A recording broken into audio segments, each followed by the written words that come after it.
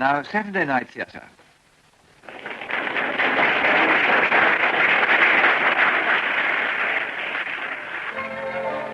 Millicent Martin, Peter Wingard, and Fay Compton in The Sleeping Prince by Terence Rattigan, adapted for radio by Jerry Jones. They call me the coconut girl, no mediocre nut girl. 2 shies a penny, and I've been offered many, a ruby or a pearl.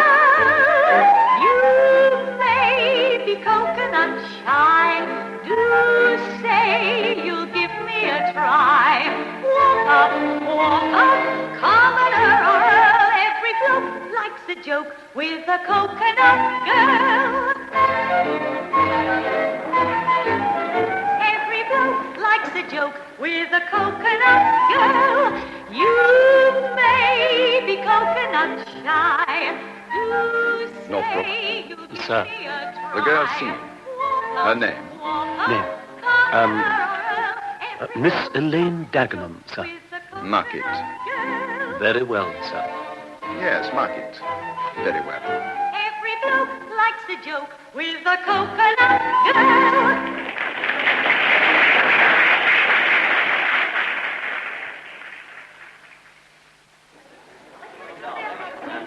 Come on, line yourselves up along the stage now. His Royal Highness will be here in 30 seconds. Now, come on, move yourselves. And don't forget, the boys bow and the girls curtsy. And you call him your Royal Highness. Or if that sticks in your throat, call him sir.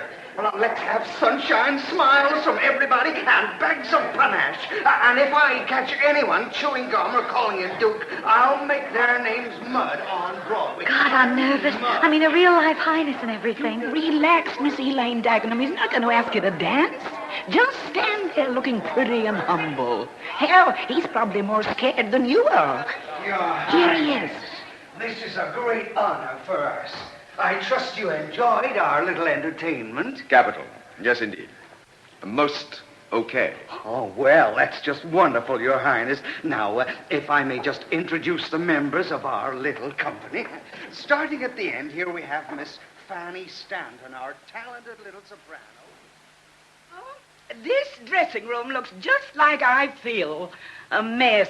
Oh, come on, Laura. You weren't as bad as all that. Wasn't I just? Boy, he's the first guy to succeed in shutting my mouth, I can tell you. Look, just give me my coat and let me get out of here. Well, I thought you were just sweet. Like a lump of lead, I was sweet. The only consolation I've got out of the whole goulash is that I made less of a fool of myself than our beloved juvenile lead, Preston Armstrong. Boy, when he curtsied, I almost died. Well, his name will be Mud on Broadway. Just Mud. Right. Anyway, what are you worrying about? I was hardly the wit of the year. You didn't need to be. The way you look, who needs to listen? You're talking nonsense, Laura. Thank you. Thank you, Miss Dagenham. Hey, Laura, look at this envelope. It's got an eagle on it and everything. And a flag. Oh, open it, honey. I've a feeling we're about to start a fairy story. Laura? Laura, I don't believe it. I just don't believe it. It's an invitation from His Highness, from His Royal Highness. I believe it. Asking me to go to the Carpathian embassy. Once upon a time. Oh, but why me? Oh, one day I'll tell you, honey, when I'm a lot older and a little less jealous. Good night. Oh, and have a good time. Well, this way, please, Miss Dagenham. Gosh, this is the first time I've ever seen the inside of an embassy. No, legation. There are only 9 embassies in London at the present time.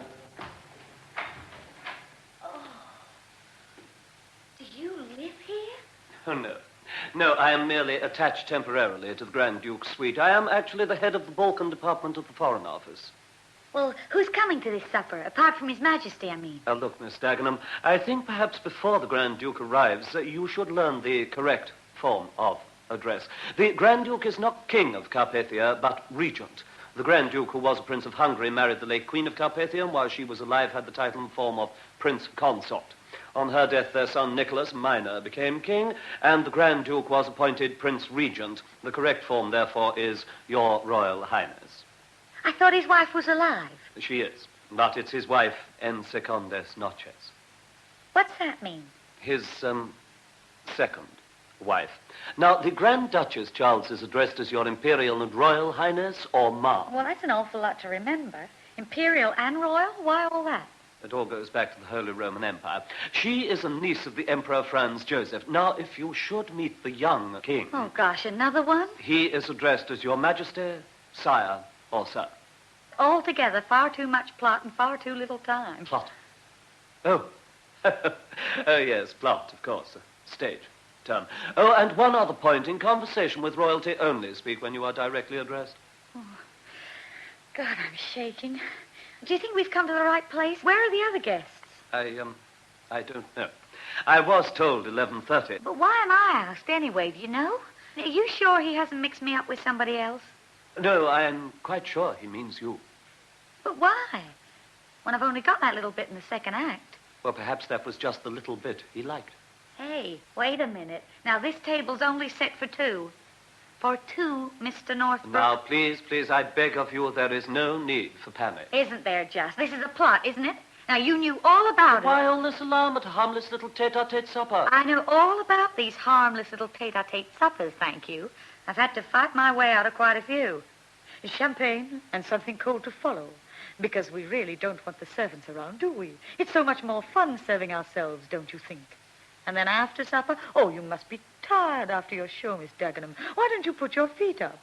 No, seriously, Mr. Northbrook, I'm off. You make any excuse you like. My aunt's ill or something. No, please, Miss Dagenham. Look, after supper, well, all you have to say is, well, good night, sir. It has been a most delightful evening, and now I must go home.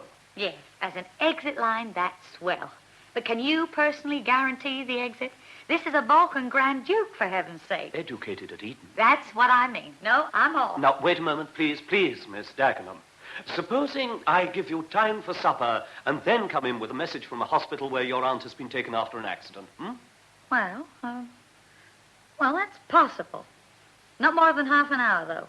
But surely that isn't enough. It's far too much. After all, Oh. How do you do? So good of you to come. I must apologize for being late. The crowds are already gathering in the streets and my motor was held up. Northbrook, I expect you're looking forward to your night's rest. We have a very full day before us. The carriage leaves the legation for the Abbey at 9 o'clock. If you're here at 8:20... Yes, sir. Good night. Good night, Your Royal Highness.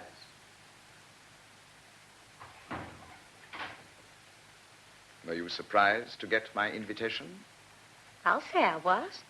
In fact, I was so surprised. I thought you couldn't possibly mean me. But of course I meant you. I had your name most carefully marked down on my program. In matters of this kind, I assure you, I am most methodical. Oh, yes. I can see you'd need to be. Who did you think I meant, if not you? Well, Maisie Springfield? No, I've already met her in Paris some time ago. I know. That's why I thought that Maisie Springfield. No, she is quite what I would call old hat. Oh, would you? And I'm what you would call new hat? Excellent, Miss... Haven't got your program handy, huh? Capital. Most amusing. Dagenham. Elaine Dagenham. Of course. How stupid of me. But that's just my stage name. My real name is Mary Morgan. I ordered a cold supper because then we can serve ourselves. And that's so much more fun. Don't you agree? Oh, yes. Much more fun. Do you like vodka? I've never tried it. I don't know Oh, whether you must. This is very special. Well, cheer-ho. Cheer-ho? Oh, no, not to sip. You will make yourself tiddly, like this. And then it has no dangerous effect. That's it. Oh, I see what you mean. You know, I'm quite delighted you're here, Miss Dagenham. Quite delighted. I hope you are, too. Oh, yes. Enraptured. Now, will you sit here on the sofa? That is excellent. Champagne? Yes. There. Now we are to ourselves. Yes. Good. Oh. Will you forgive me? Karnoff? Yes, I suppose you know that the arrest of Bullstein has stirred up an international hornet's nest. Yes, we can speak freely. There's no one here. Well, that's what nice. Help yourself, Mary Morgan. Those stupid Americans have protested.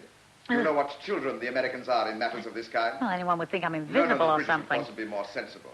They'll wait until after the trial and then protest. Well, unhappily, the American protest has been published in all our newspapers, and there have been a few riots tonight, I hear. No, the situation is well under control. But when will those idiotic Americans grow up? Yes, we will talk tomorrow. Good night. Well. And how is everything? Just dandy. I see you have already served yourself. How remiss of me. Oh, not at all. I prefer it that way. Splendid. Shell-ho? Mud in your eye. What a priceless expression. Wherever did you learn it? In America. Really? Have you been there? I was born there. I am American. Are you, indeed? Yes, Your Royal Highness. Father, why was I not informed of Bullstein's arrest? Go to bed, Nicky. We'll talk about it in the morning. No, Father, we'll talk about it now. Why was I not informed of Bullstein's arrest? There was no need to inform you. No need to inform the king? May I present Miss Elaine Dagenham? Good evening. It's delightful to meet you. Won't you sit down? Now, Father, when the leader of His Majesty's opposition is thrown into prison on a trumped-up charge, His Majesty himself is apparently the last person to learn about it. It was only because your stepmother told me before she went out that you had gone to your bedroom with your Meccano set and had left orders not to be disturbed that I omitted to do so. By whose orders was Bullstein arrested? By mine, of course. He must be released immediately. It seems to be my duty to point out to your Majesty that it is only your right to information that I concede, not your right to give me orders. You have to wait another 18 months for that. Oh? I wonder if you should count on that. Oh, I know exactly what that threat implies, Nicky, and so I've no doubt do my secret police. You may be a real king very soon, but for the moment I am still the ruler of Carpathia and of yourself. Go to your room. Go to your room at once. Good night, Miss Dagenham. It has been a great pleasure. Good night, Your Majesty.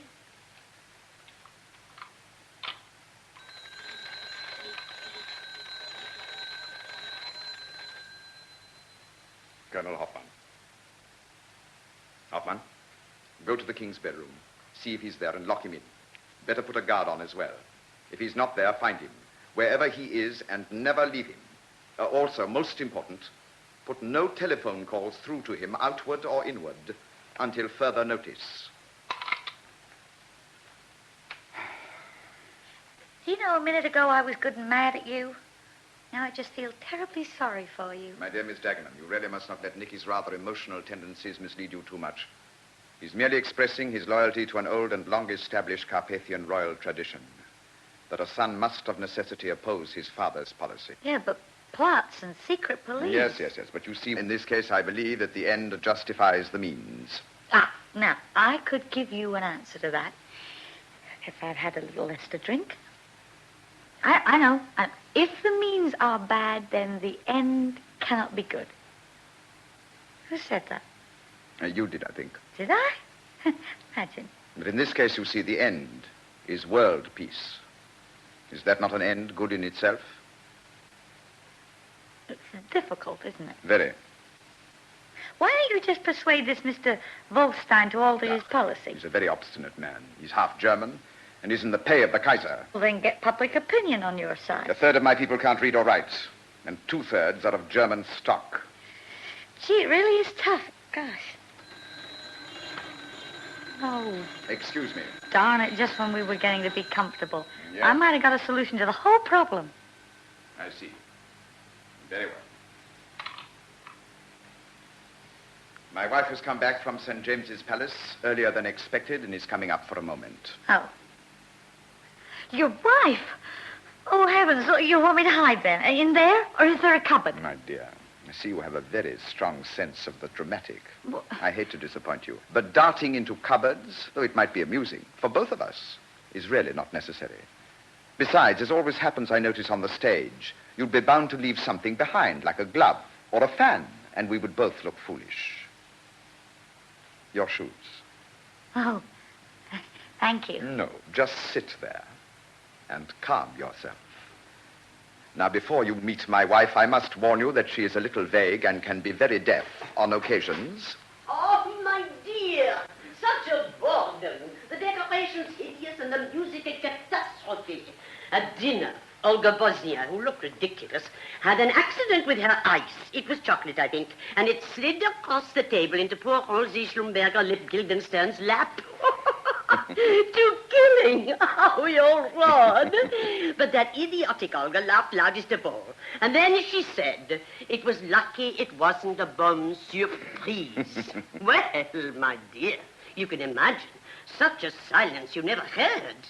Afterwards, she said she had quite forgotten that poor old Prince Schlumberger Lip Guildenstern had been so brutally assassinated. And anyway, it wasn't a bomb. She said it was a grenade. As if that made any difference. Now, I must tell you how she was dressed. Oh, where is that idiotic Maud? Here, Bob. Oh, there you are, dear.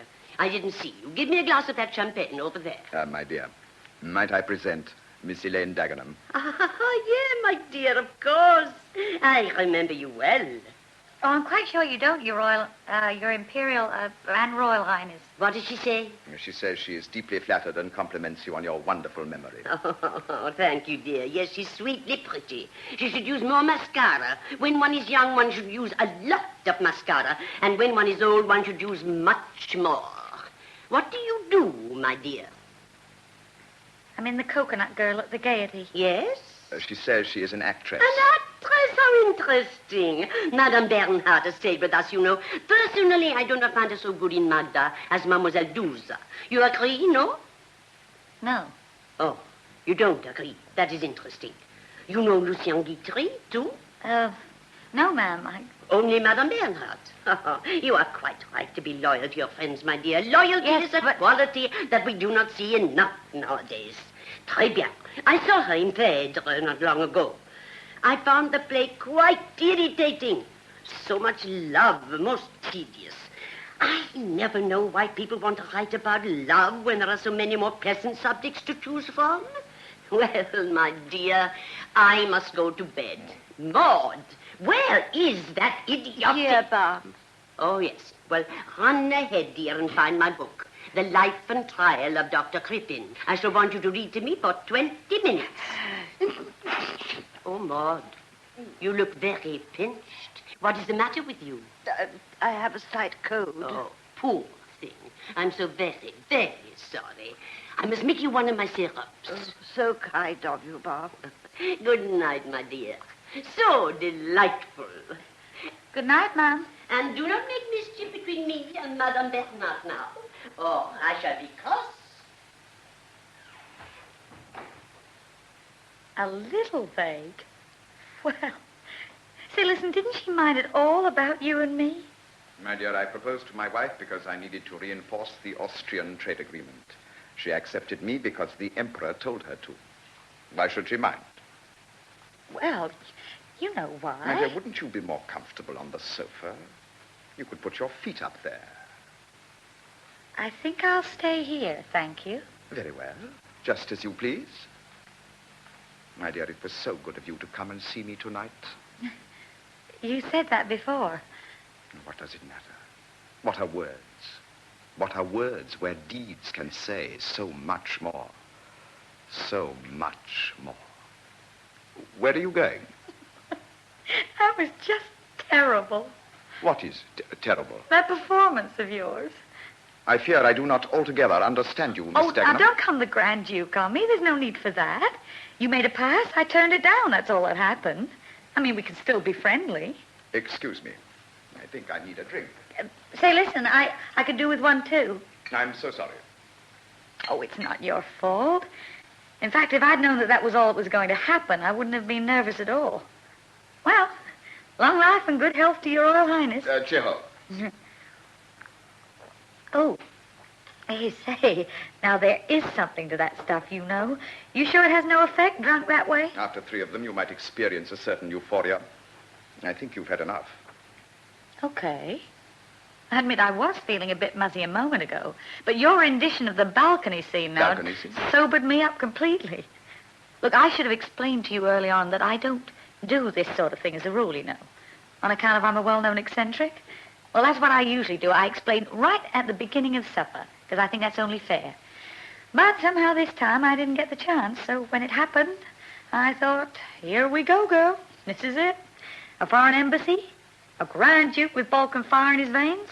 There's going to be a flood of turgid, intoxicating love talk. And even court musicians playing Zagani music just outside the door. And I just thought, well, you'd better watch out, girl, I thought. You just better watch out. Tell me, do they all fall as easily as that? I mean, the Mazes and the others? Before your insults grow too great to be borne, Miss Dagenham, I am ringing for your car. Okay, that's the deal. Except I haven't got a car. A cab, then. But I live way out in Brixton. I shall naturally arrange for you to be escorted to your home. Fine. I'll do the tip. Well, I guess I'll get my wrap then. Zagana music outside the door. Sir? See that a taxi is fetched at once and tell the ADC on duty is to escort Miss Dagenham to a place called Brixton. As your Royal Highness commands. Wait. Sir? One of my personal servants plays the violin. Who is that? I think it is France, your Royal Highness. Where is he now? In bed, sir. Fetch him out of it. Tell him I may need him to play his confounded fiddle outside the door. No, not directly outside the door. That would seem too obvious. About 10 paces down the passage. Just outside the minister's bedroom. Yes. Station him there at once. But don't let him begin until I ring. I will probably not need him at all. And the taxi, your Royal Highness? Use your own judgment. Sir. Now, some soft lighting. Better. Much better. Say, Your Royal Highness, that's some bedroom you've got in there. Yours? No, it's the room they prepared for the Grand Duchess. But she prefers a room on the garden side. Oh, I see. Well, this is my exit, I guess. No, please. This is not quite yet goodbye. Give me just 1 minute to tell you how deeply distressed I feel at what has happened between us. Well, listen, I'm the one who should be sorry. Oh, please. Please, let me try and explain a little. I have behaved to you tonight like a cad and a bore, and you must accept my most heartfelt apologies. I have many things to disturb me at this moment. You know some of them. You remember what Shakespeare said? It is hard to sleep well with a crown on your head. Not quite right, but the meaning's clear. I'm so bitterly, my dear, so heartbrokenly unhappy that you should leave me now at my darkest hour with harsh, cruel, hating thoughts. I'm a very lonely person. Have a drink of vodka. Thank you. You cannot possibly understand with your happy, childish soul what it would mean to me if I could only find someone like yourself to share my life. Hmm? Here am I, having reached the age of 39, and I have never known what it is to be loved or to love. It is like the legend of the sleeping princess. Only here it is the prince that sleeps and awaits the kiss of the beautiful young maiden that will bring him back to life. Oh, Your Highness. Do you know what your hair reminds me of? Summer corn, kissed by the wind into enchantingly exciting furrows. Your eyes. Say, where's that music coming from? Hmm? Oh, one of my servants. He is lamenting his lost love. Oh. You were saying about my eyes. Twin pools of gladness and joy, in which any man would be glad to drown himself. Oh, that's good. Twin pools. Go on. Your chin. You left out my nose. What can one say of perfection, my darling? My darling. Oh, that poor man. I do hope he gets his love back. Oh, don't think of his love. Think of ours. Gosh, your hair's pretty. Do you think so? Your eyebrows are pretty, too. Love. What a universe of joy and pain lies in that little word. All right. You asked for it.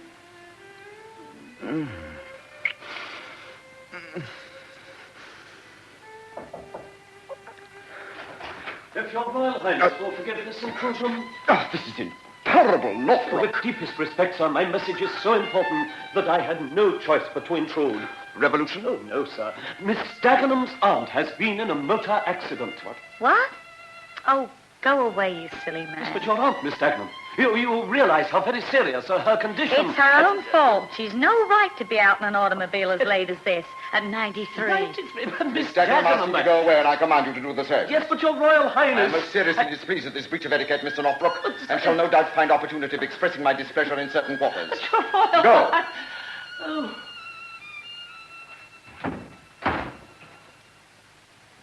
Come, my darling. Where to? Oh, I know what you mean. Oops. Oh, I've got euphoria like mad. Listen, before I go one step further, I must utter a solemn warning. Utter it, my beloved. If I do go one step further, you know what's going to happen? I am going to fall in love with you. I always do. Always? Both times. So you just watch out, that's all. You just watch out. But why? Isn't your loving me exactly what I crave for? Not unless you're even crazier than you look. Swaying about over there with that star thing twinkling all over the place and your hair mussed. Come, my dear. One step further. Come with me. Oh, you poor man. You poor man. All right. You're in for it. One step further. One. Oh. My dear, what are you doing on the floor? What? Oh. What lovely cherubs you have on your ceiling. Well, good night, my darling. See you in the morning. Good night. Get up. Oh, no. No, don't go to sleep. No, don't go to sleep.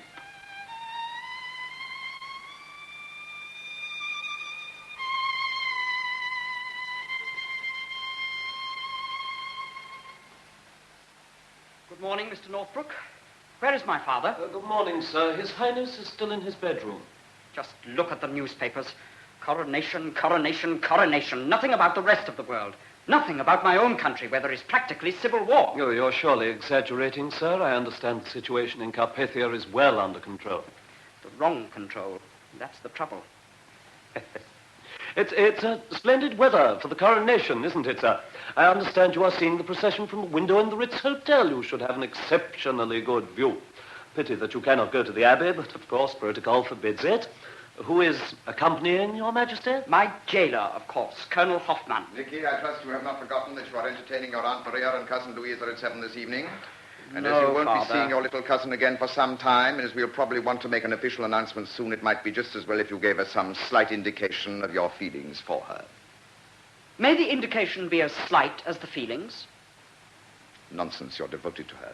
And she to you. It's only that you're sulking because of Holstein's arrest. That issue is far too important for mere sulking, Father. What has happened in my country since last night? The riots are still continuing.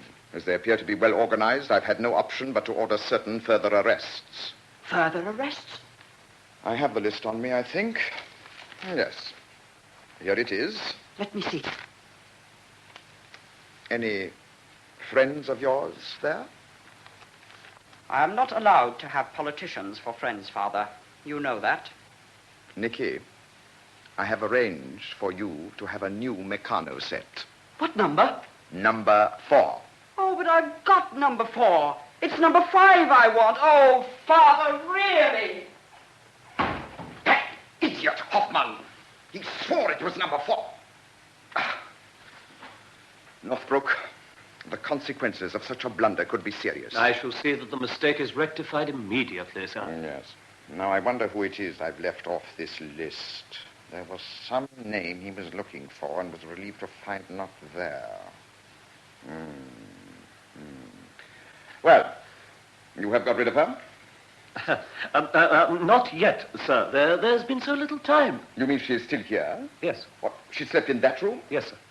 Well, she might come out at any moment. She has already been out, sir. She collected a carafe of water and disappeared again. Is there a lock on this side of the door? I'm afraid not. Oh, Gottes Willen. Do I gather, sir, that the evening was not an unqualified success? This is not a humorous matter, Northbrook.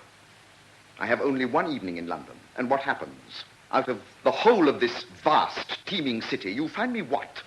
A little American ninny-compoop. With respect, sir, either ninny by itself or nin-compoop. Ninny-compoop will serve. She fully deserves a new word. And again, with respect, sir, my part in the affair was limited to carrying out your orders. To think that Lucy Maidenhead has been telephoning me every day since my arrival. If I might remind your Royal Highness, I think I heard you remark the other day that you found Lady Maidenhead old hat. Nevertheless, my dear Northbrook, there is an old Russian saying, better an old hat than a bare head.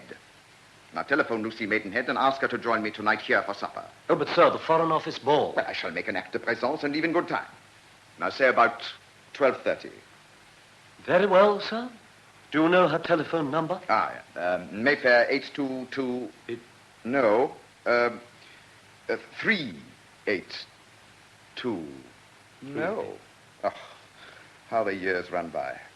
Oh, Hoffman keeps my private list of numbers in his safe. But tonight, sir, is Coronation night. She may well have an engagement. She will break it. Yes, sir. Mayfair 82... Guess who? Oh, dear God. Good morning, my dear. And how are you? Well, I felt just a little frail at first, but now, after a bath in that Albert Hall of a bathroom, I feel wonderful. Oh, I'm so happy. Let me give you a great big hug. Please, What's the matter? Someone might come in. Sure. This is Grand Central Station. I found that out last night. Who cares? Yes, but this is the morning. It's different. What's so different about it? Unless maybe it's you. I assure you, my dear, I am exactly the same person. You're not acting exactly the same way. But this is the morning. Well, my darling Grand Duke, it may be morning for you, but it's still dream time for me. On this Coronation Day, 1911, I have woken up to find myself madly and romantically and joyously in love with you. So there you are. My dear, I am overwhelmed. But I feel it my duty. No, don't go into another long speech. It'll probably be utter nonsense like all of your long speeches last night. Well, there's no need to raise those pretty eyebrows, my darling. Because, you see, some of the things you said were pretty darn true. You do need love in your life. In fact, I've never met anyone who needs it more. Well, my dear, now you've got it, and good luck to you. Cheer ho. And I'm not going to apologize too much, because I gave you very fair warning last night. Excuse me, but that warning covered only a certain contingency. Well? Let me hasten to assure you that no such contingency took place. No? No. Well, what did happen then? I can remember everything up to the time I said, okay, I'll take the fatal step. You took it. It proved fatal, certainly, but not in the usually accepted sense. My legs betrayed me? They were all that did. Oh, you poor darling. You poor regent, you. Oh, darling, I'm very sorry. Never mind. We have years and years ahead of us, haven't we? Most unhappily, I must return to Carpathia tomorrow. Tomorrow? Well, that's tough, I admit. Anyway, the minute the show comes off, I'll be right over. Now, that's a promise. Splendid. Well, it's a lovely day, and it's wonderful to think we're going to spend some of it together. Aren't we? Well, now you see, dear Miss Dagenham. That was beloved last night. Well, you see, beloved, in 10 minutes' time, I have to leave for the Abbey. At 6:30, I have a reception here. At 7:30, I go to Dorchester House for a moment, and from there to the Russian Embassy. At 10, I go to the ball at the Foreign Office, where, of course, I must remain for the rest of the evening. So, you see, it appears, alas, that there can be no chance whatever. Well, I'll walk with you from Dorchester House to the Russian Embassy. How's that? Alas, my dear, there is a certain protocol that must What's be... protocol? Well, a certain a question of formality. Carriages, precedents. Oh, it is impossible for me to walk with you through crowded streets from Dorchester House to the Russian Embassy. We could walk through the park. No. Alas, my dear, such things are not possible. What is it? Oh, excuse me. Here we go, Grand Central. Good morning, Mr. Northbrook. Good morning, Miss Dagenham. What a pleasant surprise. I don't know what's the surprise about it.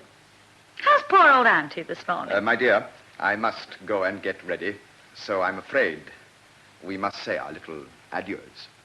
Oh, no, not till the last possible second. I mean, not till you actually leave the building. And it won't be adieu. It'll be au revoir. Yes. Yes, indeed. Au revoir.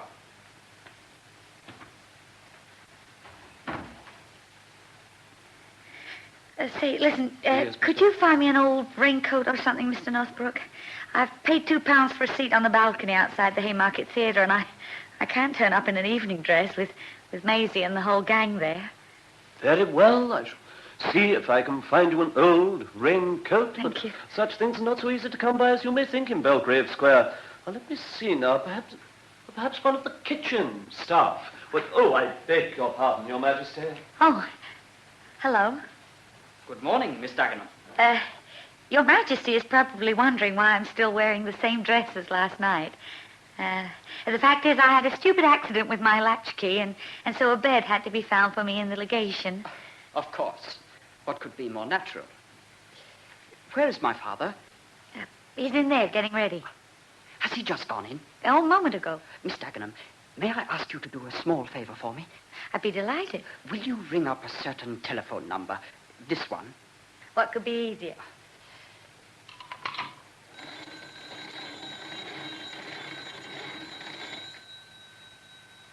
Hello? Gerard 245, please. Ask for the ambassador. Hello, give me the ambassador, please. Well, it's not me. It's the King of Carpathia. Oh, you shouldn't have said that. There are spies everywhere. Oh, are there? It's him. Euer Exzellenz, ich werde ständig beobachtet. Sie sind der einzige, durch den ich eine Nachricht senden kann.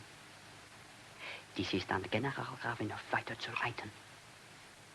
In Anbetracht der letzten Entwicklungen fällt die Entscheidung auf Datum 1. Datum 1, jawohl. Auf Wiedersehen. I shall not soon forget your kindness in this matter, Miss Dagenham. Well, my dear, it's time for me to go.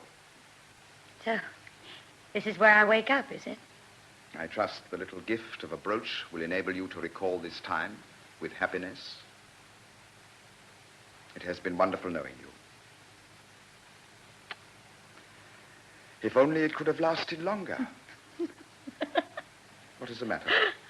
Well, have I said anything wrong? No, you spoke the line beautifully. It was your medals. They were tickling me. Why are you always saying such things? You seem to enjoy disconcerting me. And there is one thing I cannot bear, to be disconcerted. Northbrook. Oh. I'm spending 2 minutes with the minister. Join us in the hall. Goodbye again, my dear. Your Royal Highness? This is the only raincoat I could find, I'm afraid. It'll do very well. Help me on with it, will you, please? Oh, yes, certainly. Oh, dear. Life's rather sad sometimes, isn't it? Sometimes. I'll never get a taxi or anything now. I'll have to walk. Oh, well. I sometimes wonder why... Oh, heavens, she mustn't find me here. Look, where can I hide? Well, I oh. Good morning, my dear. So delightful to see you again. Why are you dressed in a raincoat? Is this a new game? If it is, you should have let me know. I love games. No, it isn't a game, ma'am. Well, take that thing off. It looks most unbecoming. And please sit down.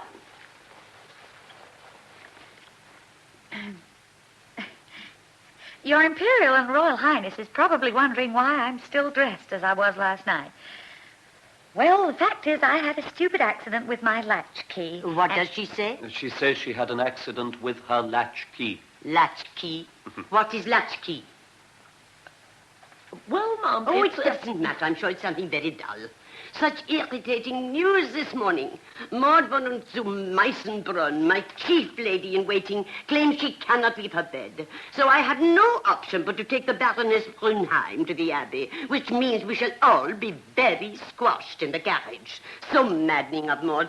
This morning of all mornings. Well, I hope she isn't very ill. Not at all. Last night she had a slight head cold, so I dosed her with one of my syrups. This morning, she announces the cold has left her head and descended to her stomach. Imagine. Je ne sais pas pourquoi, mais les maladies des autres m'embêtent toujours, surtout si elles sont imaginaires, comme celle de la comtesse. Vous trouvez ça aussi? Excuse me, ma'am, I didn't quite catch what you said. I beg your pardon. I don't think Miss Dagenham speaks French, Mum. Doesn't speak French. Oh, ridiculous. She lives with Madame Bernhardt in Paris. N'est-ce pas, ma petite? Je suis sûre que vous parlez le français mieux qu'une Française. Et surtout, d'une voix d'or. Oui. You see? Au sujet des maladies des autres. C'était de Rochefoucauld, n'est-ce pas, qui a dit « Dans l'adversité de nos meilleurs amis, nous trouvons quelque chose qui ne nous déplaît pas. » Oui. Aha. Most intelligent. Reads the Rochefoucauld. Mr. Northbrook, please tell Baroness Brunheim to bring my jewel box. Yes, Mum. Isn't that an evening dress you are wearing? But yes, ma'am, I was trying to explain. You see that... Stand up and let me see it. Walk across here, please. Excellent. Most suitable. Now, what was I saying? Ah, Lottie. Put the jewels on the chair there. Now then, just stand still, my dear. First, some pearls. Yes, that is very possible. Now, the necklace. What's happening, ma'am? I mean, is this a game, ma'am? What did you say, my dear? She wants to know, Mom, is this a game? Lottie, my dear, put your cape on her, would you? Please, what is happening? Oh, better and better. Lottie, will you be very disappointed? Oh, but that is perfectly all right, Ma'am. As you know, with my trouble, I always have been a little nervous of long ceremonies. Good. That is settled then. Arrange your veil on her and lend her your gloves.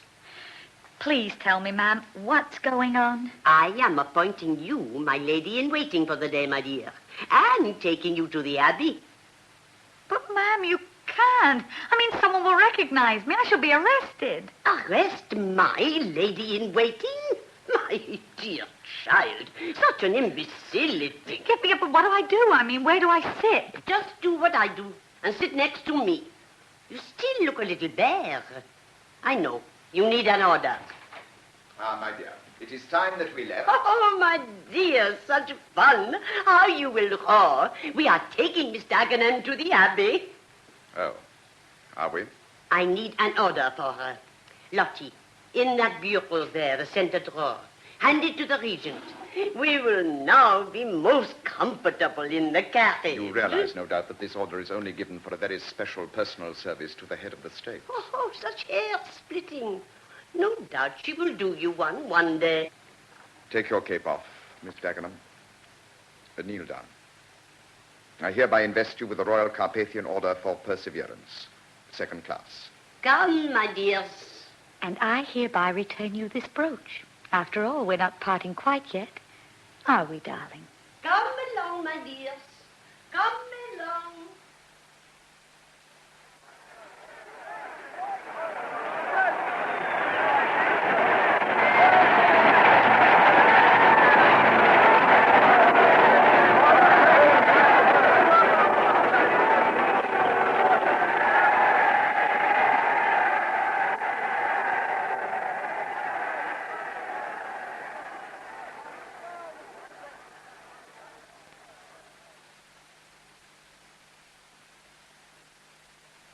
Well, I think it went splendidly.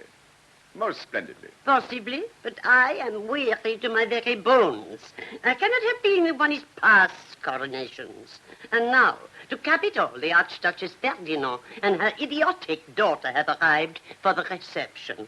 That is why I asked dear Miss Dagenham to come up here with me and read something soothing to me. Yes, my dear, but I wanted you to be particularly polite to Maria and Louisa. It is most important. Important? For what reason?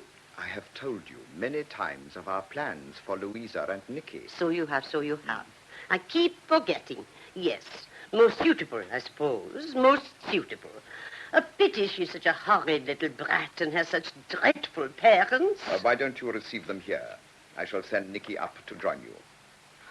Dear Miss Dagenham, she's been such a help to me all day, Charles. I'm happy to tell you that I have succeeded in wringing a promise from her to pay us a long visit to Carpathia. Isn't that good? Quite splendid. Well, I must collect Maria. My dear, we mustn't be selfish and keep Miss Dagenham too long. I fear she will have to leave us very soon for her theater. So sad. Theater? What theater? Are you giving something tonight, my dear? I had no idea. Yes, ma'am. But how exciting. What are you giving? The coconut girl. I didn't quite catch that, my dear. Speak a little more clearly. What is the name of your role? Fifi. Fifi. Ah, yes, of course. I know it well. By Sardou, I think.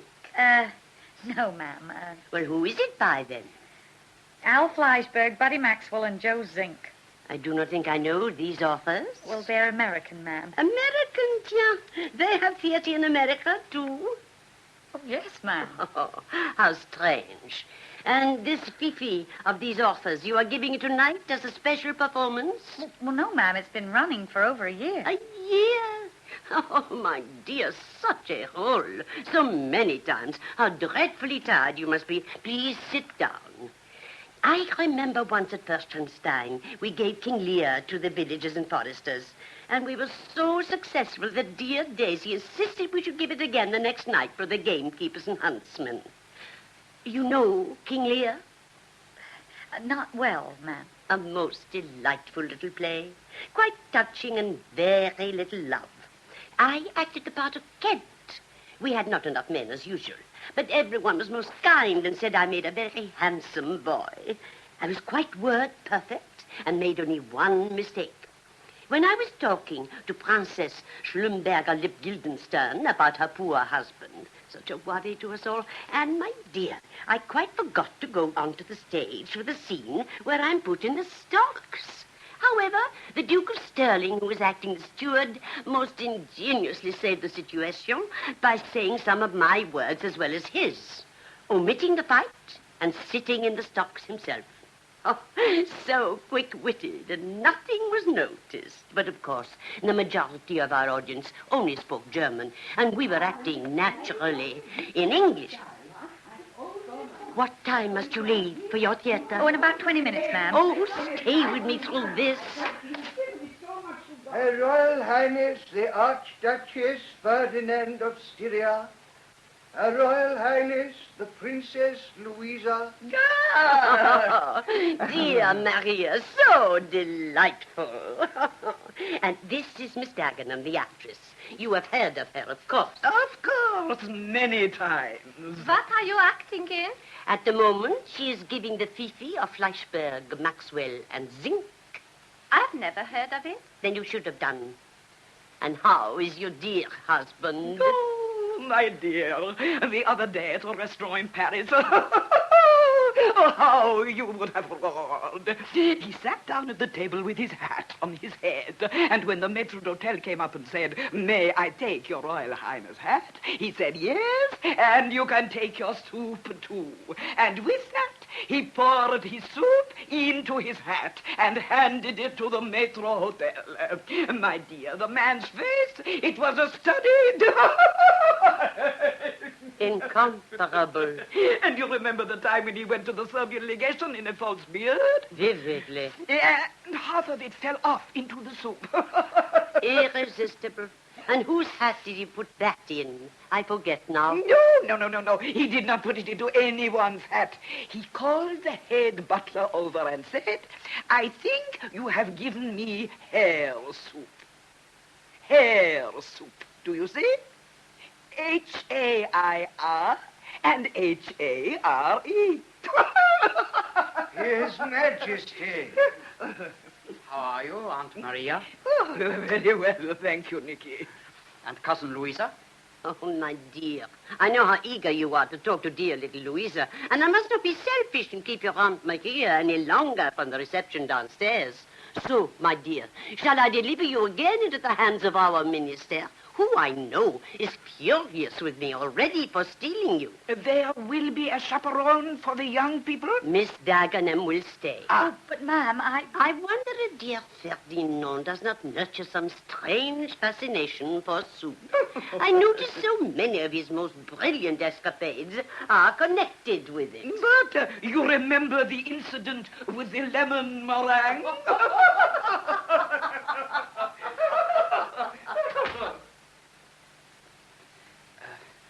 Won't you sit down? No, thank you. Shall we talk in English, French, or German? I speak 7 languages. Very clever. I speak 8. You are older. Are you going to the ball tonight? You know I can't go. I don't know why they let you go. I go to balls in my own country. I thought there it was all lederhosen and bare knees and slapping each other.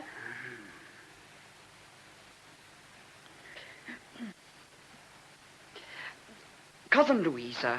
Cousin Nicholas?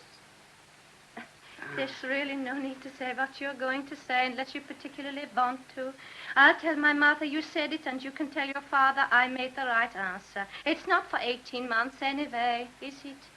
No. So, that's all right.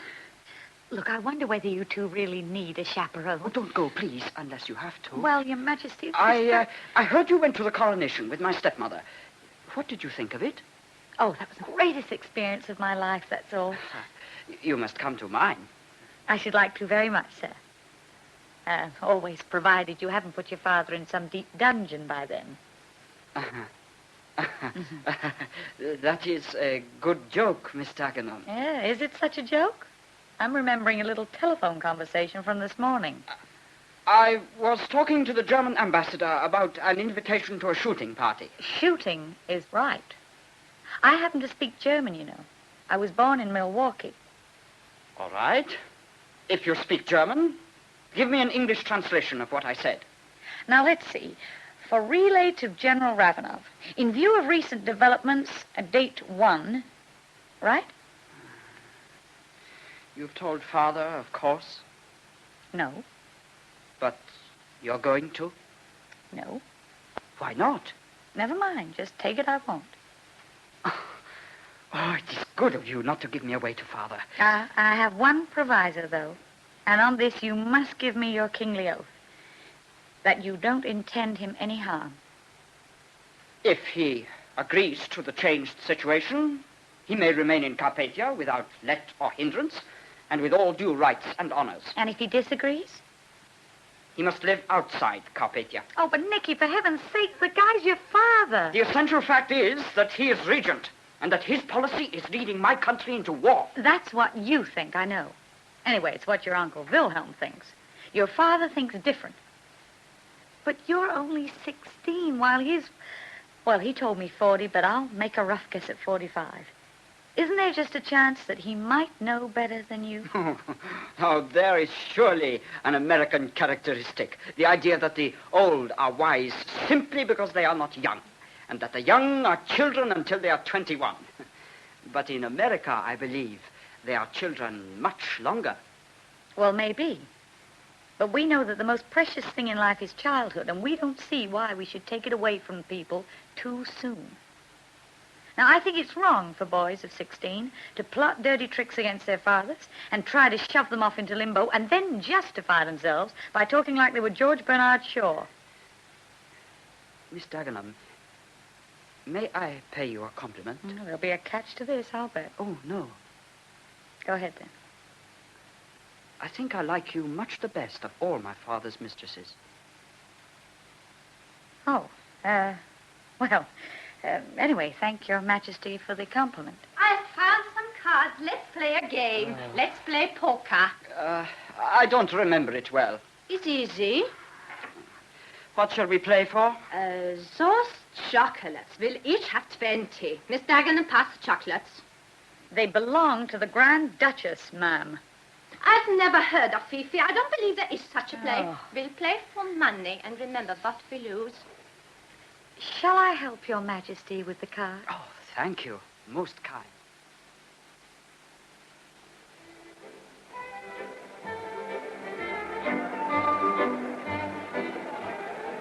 Well, Northbrook, and how do you think the reception is going? Receptions are like war, sir. Only the bleeding is internal and the corpses are perpendicular. Are you drunk, Northbrook?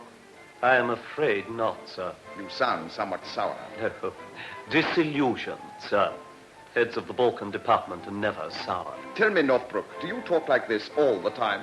Continually, sir. Then I am glad I am not head of the Balkan department. Regent I may be, but if sometimes I feel like shouting, I shout. Or screaming, I scream. Or belching, I belch. Rudeness, though unseemly, is something I never hesitate to use. No, indeed, sir, but then you have the benefit of an education at Eton. Quite so. And what is that piece of paper you are clutching in your hand? Oh, a message for you, sir. Indeed. From the telephone department. The telephone department? What on earth can it be? Herr Gott nochmal! I am surrounded by traitors. Sir. What was it Shakespeare said? Give me fat people around me who are always sleeping. Heads will roll, Northbrook. Heads will roll. But that's only 2 pairs. Well, we have 4 queens. 2 pairs is better. No, it isn't. No, the king wins. He doesn't. In stereo, 2 pairs is better. Miss Dagenham is American, and this is an American game. It isn't. It is a Styrian game. It's an American game. Anyone knows that. Billy the Kid invented it. My uncle invented it. It is a Styrian game. Really, ma'am, it is an American game, you know, and in our rules, 2 pairs are definitely less than 4s. Shall I tell you what you are? You are both of you dirty cheats. I will not be so insulted. No, will Miss Dagenham. Take that back at once. I won't. You dirty cheats. Take it back at once. Oh! Your Majesty, please, don't do that. You Nicholas, what are you doing? Uncle Charles, I have to protest. Nicholas pulled my hair. Miss Dagenham was insolent.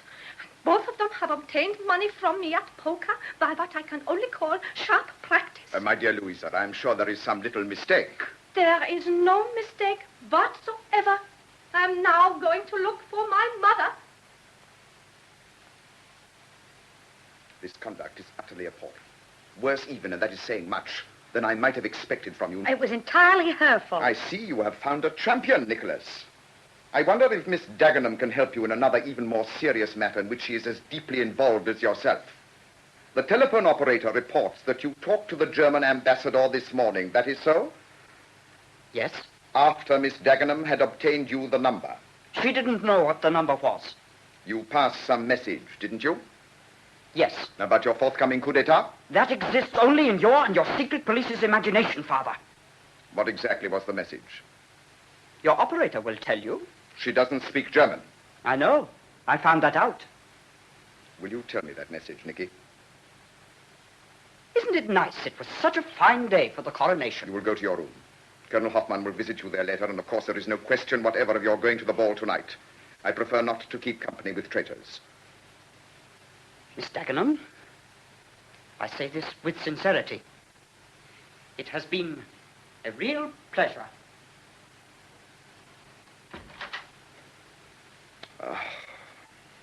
What am I to do with such a boy? If you were asking me that question seriously, darling, I'd answer you. I am But asking as you. Although, Herrgott, I know what the answer is going to be. Something about his not having enough love in his life, I suppose. Not such a bad guess. Christ donnerwetter nochmal. Such sentimental idiocy. Why do you always swear in German? Because the Germans have the best oaths and the best machine guns. Yeah, I suppose cross thunder weather yet again wouldn't sound nearly so fierce. Well, I suppose I'd better hand back my diamonds and pearls. What did you say? I said I suppose No, I'd no, better... before that. You translated. Do you speak German? Yes. Then you heard the message. Oh, yes. What? But I'm not going to tell you what it was, so there's no need to excite yourself too much. Miss Dagenham. Oh, gosh, you're pretty when you look fierce. You are in possession of some very dangerous information, and I must warn you You that... can't put the thumbscrews on me, darling, and you know it. My dear child, if only you would And understand... you can't wheedle me either. Himmel, Heiliger Bimbaum! Oh, well done. Now, that's the best yet. The peace of the entire world Yes, depends... yes, I know. The end couldn't be better. But telling tales out of school and getting other people into trouble makes bad means. And I think your treatment of your son just now was not only bad means, but bad policy, too. Good policy, I suppose, would be to kiss the little Schweinehund on both cheeks and say, let bygones be bygones, dear child. Come to the ball. The words right out of my mouth. Well, I'm ready for my goodbye kiss. Is that all I get? The way I'm feeling at the moment, it is considerably too much. Sir? Tell His Majesty to come and see me. Sir. What about my parting present? Very well. Oh, no, come on, pin it on, please. Well, if I do, you will only laugh, because my epaulettes are scratching you or something, and I shall be disconcerted again. Well, take the risk. It has been wonderful knowing you, if only it could have lasted longer. Oh, thank you, my darling. His Majesty. And sit down, Nicky. Nicky, this German embassy affair has made me most unhappy. I've always known that you and I did not see eye to eye on policy, but... well, that my own son should conspire against me has been a most bitter shock. I don't see why it should be. You told me last night that your secret police... I was joking, of course. Oh, Nicky, I don't know whether you realize how easy it is to break a father's heart. If you mean your heart, Father, I don't. Perhaps that is because I do not wear my heart on my sleeve. Some people prefer to keep their feelings bottled up.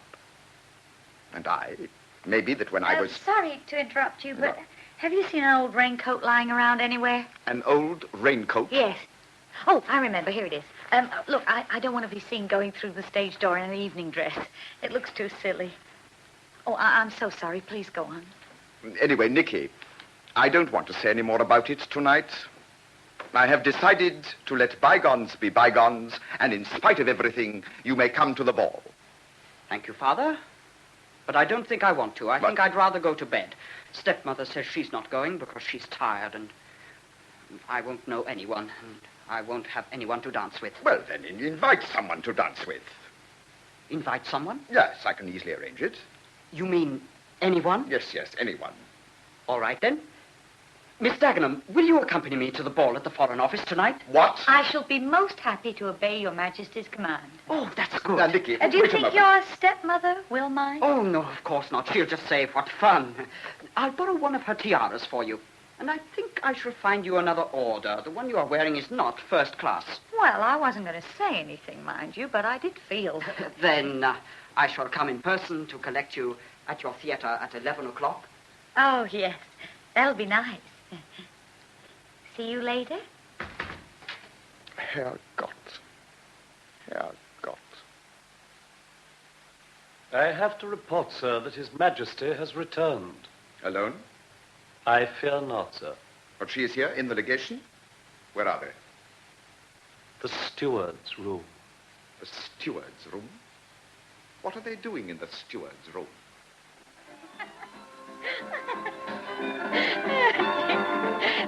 Oh, no, you must relax, Your Majesty. This is a foxtrot, not a minuet.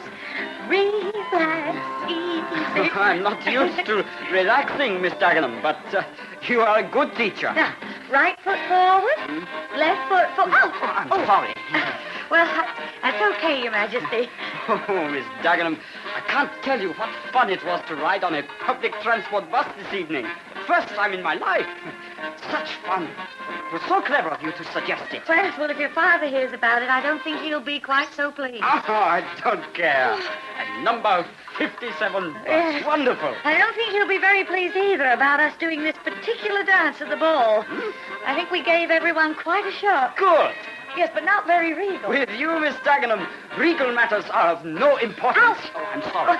Well, that's okay, Your Majesty, but I think we'll call it a day. They did a one-step at the Foreign Office. I'm afraid so, sir. Well, they were asked to leave the floor, of course. Oh, no, sir. His Majesty, of course, was known. It was merely suggested to them that they should alter the tempo back again. However, the king thereupon expressed himself insulted, and there were unfortunate words. Fair. Yes. I should never have left them out of my sight for a moment. No, sir. And Lucy Maidenhead is late. Oh, only a few minutes, sir. Now, unpunctuality used to be one of her most irritating characteristics. I had hoped she might have grown out of it by now. She has had, after all, time. Is your Royal Highness not feeling quite so enthusiastic about this reunion as you did this morning? No, of course not. I'm most looking forward to seeing Lucy again. Dear Lucy, dear, enchanting, witty, grown-up Lucy. Hello. Hello. Have you at last grown tired of dancing? Supper. Oh. How lovely. No, darling, Miss how Daggett, thoughtful of you. Not at all. Well, look, I'll just go and say goodnight to Nicky, and then I'll be right back. Oh, come, sir. All that is needed is a little firmness. You should just tell her straight out that the supper is not for her and that you are expecting another guest. That is your considered suggestion for surmounting this crisis, Northbrook. Yes, sir, it is. Then I can only say that I now fully understand why the Foreign Office always makes such a mess of its relations with the State Department. Oh, sir.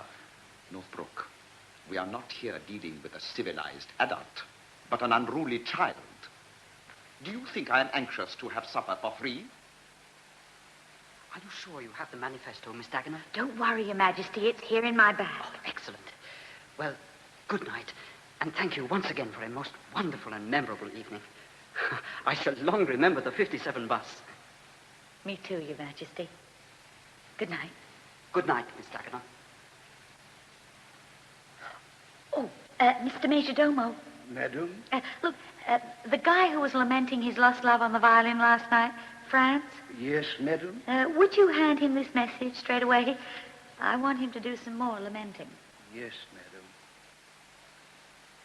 The best policy, then, would appear to be for me to intercept Lady Maidenhead on arrival and escort her to one of the downstairs rooms, and there I can arrange to have another table laid. 2 suppers I am to eat. Well, I'm afraid I see no alternative.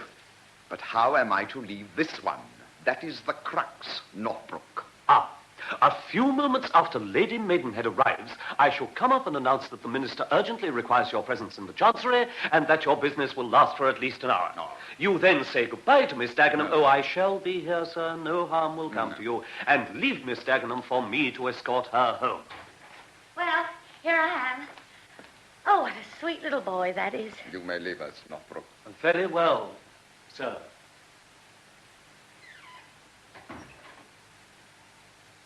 Who is a sweet little boy? My son? Yes. Far too grown up for his age, of course, but I expect that's just the fault of his upbringing. Vodka? No, thank you. No, stop. That is too much. Oh, you can take that all right, surely. Hey, no, that's too quick. I wanted to give you a toast. Well, you'll have to have another one now. Not so much, please. You don't want to spoil my illusions of you, do you? What are your illusions of me? Well, your capacity for vodka is certainly one of them. Here's to more love in everybody's life. Choho. Well, now, I have a little document here that I think will interest you. The writing's bad because I did it on the top of a bus, so I'll read it to you. Manifesto to my faithful subjects.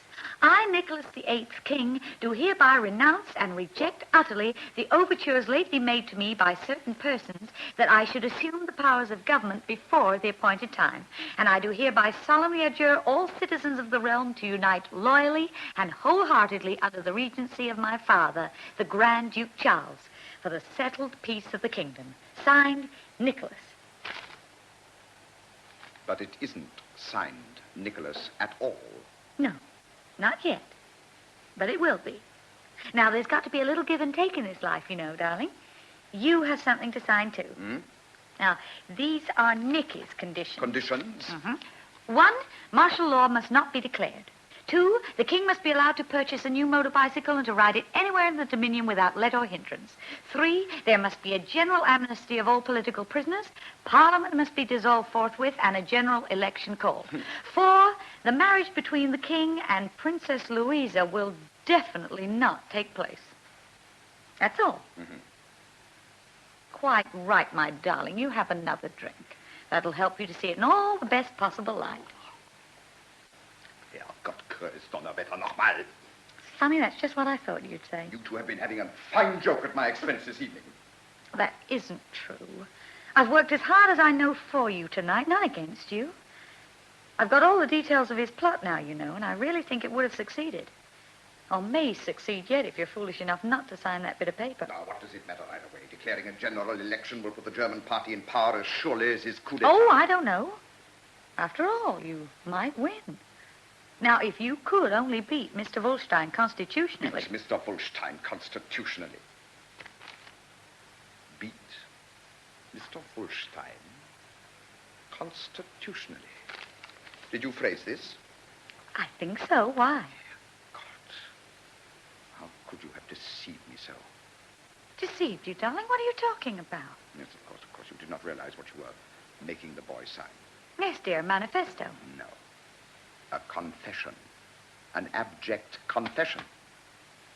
By my son, that the leaders of the German party had been plotting with him to overthrow me. And what is much more important, to destroy the Constitution. Here, the overtures lately made to me by certain persons. Don't you see what I can do now? Now it is I, and not Wolstein, who can go to the country as the champion of freedom, of the Constitution, and of democracy. You know, with this in my hands, it might even not be necessary to rig a single election. I should just hope not, indeed. But how clever of you to see all that in that. Have another vodka. Right? No. I've had it. Oh, just a little one. Of course, the timing of events will have to be most carefully considered. I hold the initiative now. I must not lose it. Oh, I do envy you, darling. What? Envy me? Yes, for being so blessed with so much. Rank, position, wealth, looks. Oh, such wonderful looks. Youth? You are flattering. No. Well, after all, 40 is still young. And above all, virility and strength of character. Wouldn't you be more comfortable with your feet up? No, thank you. Why are you turning the lights down? Another vodka? No, thank you.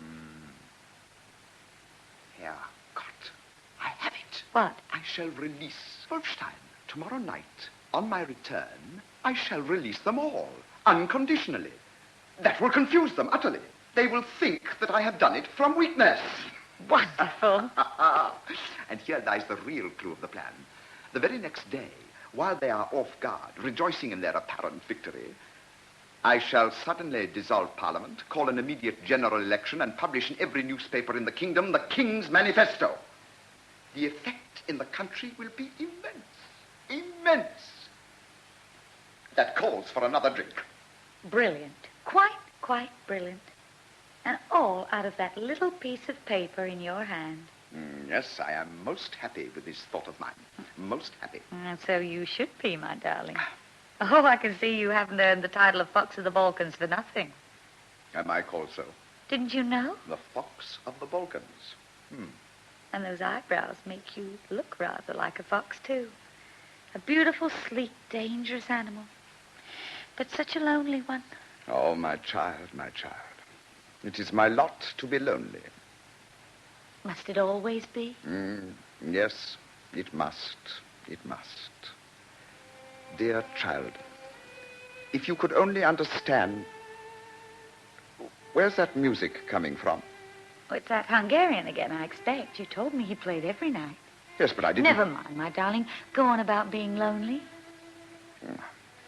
But what are words when deeds can say so much more? Oh, darling, not again. Can't you think of anything else to say? Gara ida velembum, moriad velem, serash udanam, seratlech. Excuse me, I didn't quite catch what you said. I love you. I love you. Oh, gosh, Your Royal Highness, how I love you.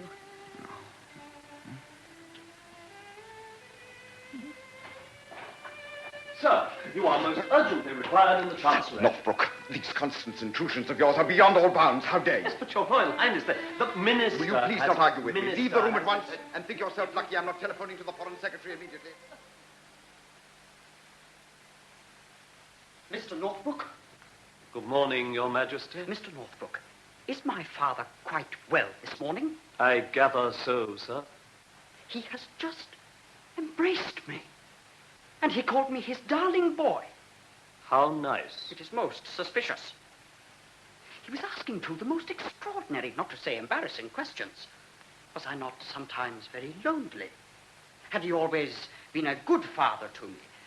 Did I not feel the lack of love in my life? Mr. Northbrook, my father asked if I did not feel the lack of love in my life. Yes, sir, I heard you. Oh, Northbrook, I want you, if you see Miss Dagenham, to say goodbye to her for me and give her this small parting present. Also, this photograph. Most certainly, sir. Has he kissed you, too? Not yet, sir. I should not be too confident, Mr. Northbrook. Do you know, I've never been so scared of him in my whole life as this morning. It's almost disconcerting. Most disconcerting. Ah, good morning, Northbrook. Good morning. Punctual as usual, I see. Splendid. God, how handsome you look in that uniform of yours, Nicky. I had meant to tell you that last night, but somehow it slipped my mind. Nicky, my darling boy. Yes, Father? Nothing, just my darling boy. You better get ready. We leave in 10 minutes. Yes, Father. Give me a kiss, Nicky. Another kiss? Why not? One can overdo such things. Nonsense, fathers should kiss their son. When they are children, but not Nicky, when come they and are... give me a kiss this instant. Good. Now, excellent. Off you go. Well, Northbrook.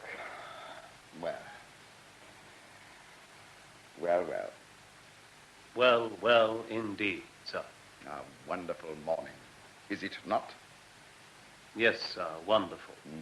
Now, Northbrook, I have 1 or 2 commissions for you to be performed after we leave. I shall be honored. First, a laissez-passer must be obtained for a journey to Carpathia in a few days' time and made out in the name of Miss Mary Morgan.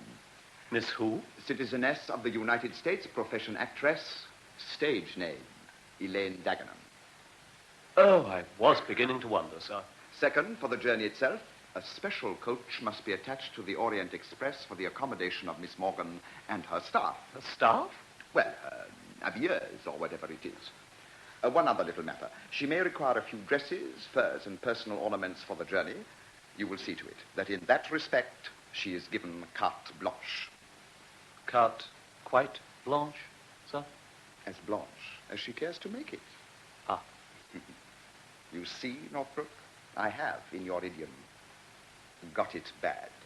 You have indeed, sir. Ah. It is a strange phenomenon.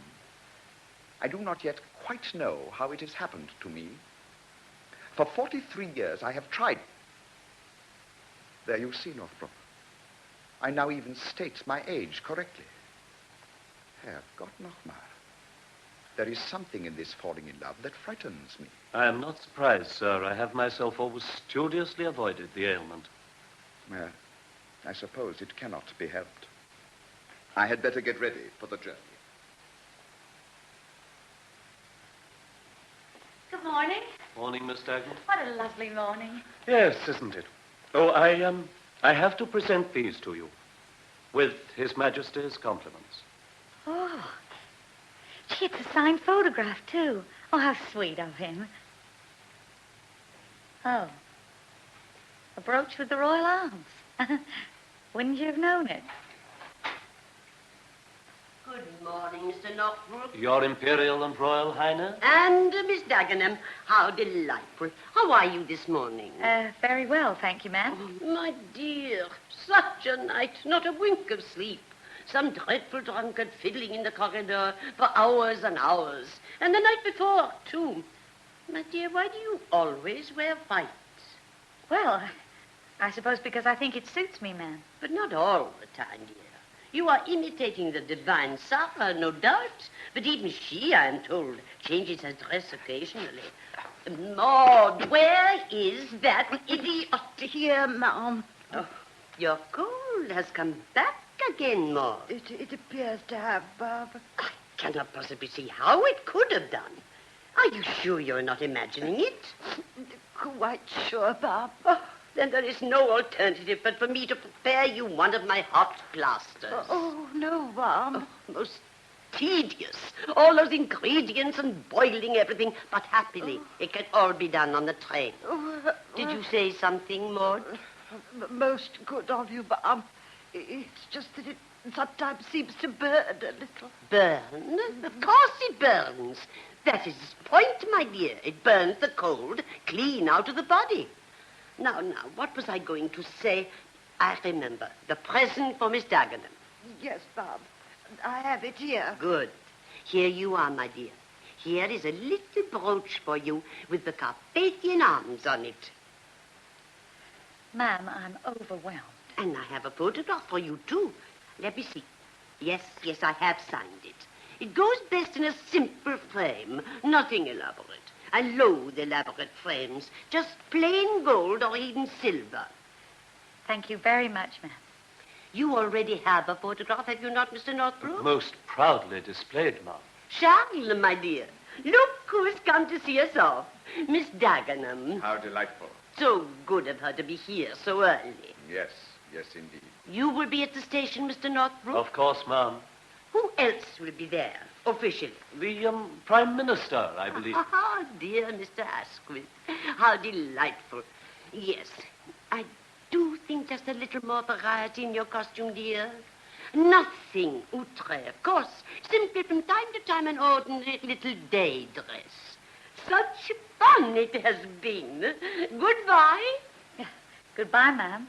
As I am plainly de trop, I shall await your Royal Highness in the car. I will not say goodbye, Miss Dagenham. As I understand, I shall be seeing a lot of you in the next few days, what with special passports and other things. Special passport? That's right. Northbrook, that was intended to be a surprise, and now you've utterly ruined it. Oh. Well, I'm so sorry, sir, but how was I to know Go, that but last you make night things you... worse. Your Royal Highness? Good morning. Good morning. My dear, I've been making such a spectacle of myself today. Behaving like a schoolboy. And this is so surprising, loving it. I see now suddenly the truth of all that you have been saying to me about the joys of childishness. It is exhilarating. Yes, it is, isn't it? Oh, dear. So this morning it's for me to be the grown-up one, is it? How? Grown up? Listen, you don't need to send Peter Northbrook out for a special passport. My own is quite good enough to take me to Carpathia when I come there. And what's more, my darling, I've found out the name of a good, cheap pension to stay at. The Villa Malmaison, just outside the city. What nonsense is this? Pension? Do you not realize what I'm preparing for you on your arrival? No. Tell me, please. I'd love to hear. The Sonia residence. An enchanting house in the late Renaissance style. Quite little. You will only need 10 or 15 servants. With a few hundred acres of park, a most beautiful garden on a lake, with the mountains close by. It was built by a 16th century ancestor of mine for his favorite mistress. And has been used by his 20th century descendant before now? Well, never for long. I know, my darling. That's just what I mean. But here, come on, Mal. For not one of the others have I felt any small part of what I now feel for you. Yeah? And how long will you feel it? For life. Good. And so will I. You can be quite sure of that. So that when my show comes off and I come out to your country and take a room at the Villa Malmaison and drop you a line that I'm there, we can go over together to the Sonia residence and I can tell you what I want done to it. Because if I'm going to stay in it for the rest of my time on Earth, I'll need quite a lot done, won't I? When will this show of yours come off? Oh, I'd give it another 6 months. 6 months. Donnerwetter, girl. Don't you realize what can happen in the world in the course of 6 months?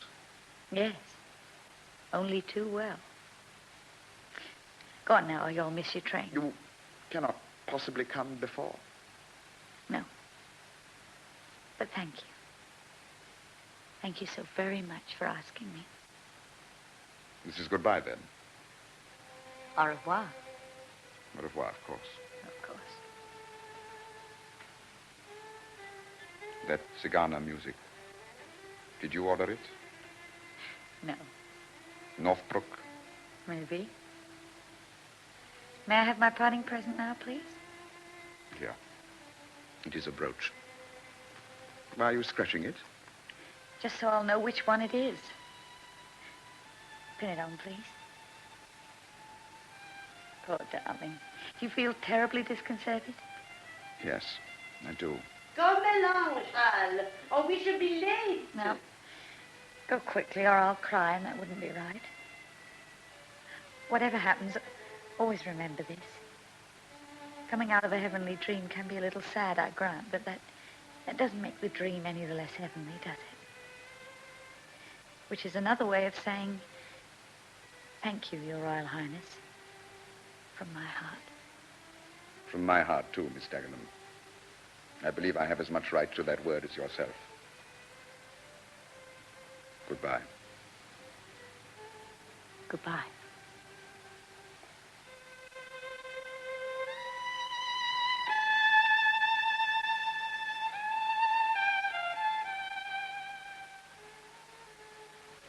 In Jerry Jones's adaptation of The Sleeping Prince by Terence Rattigan, Mary was played by Millicent Martin, the Regent by Peter Wyngarde, and the Archduchess by Fay Compton.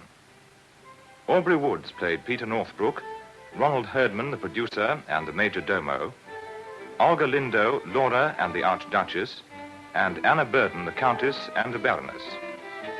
The King was played by Brian Hewlett, and the Princess by Julie Stevens. The music was composed by Vivien Leigh and was arranged by Alan Paul. The play was produced by Guy Vaison.